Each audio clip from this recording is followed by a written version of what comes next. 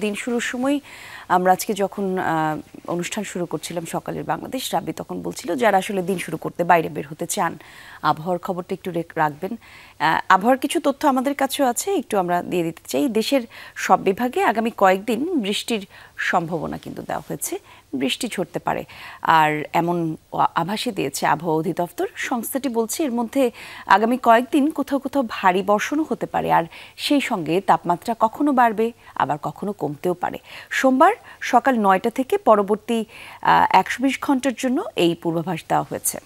এতে বলা হয়েছে আগামীকাল মঙ্গলবার সকাল 9টার মধ্যে ঢাকা, খুলনা, বরিশাল ও চট্টগ্রাম বিভাগের অনেক জায়গায় এবং রংপুর, রাজশাহী, ময়মনসিংহ ও সিলেট বিভাগের কিছু কিছু জায়গায় আজ অস্থায়ীভাবে দমকা হাওয়া সহ হালকা থেকে মাঝারি ধরনের বৃষ্টি বা বজ্রসহ বৃষ্টি হতে পারে।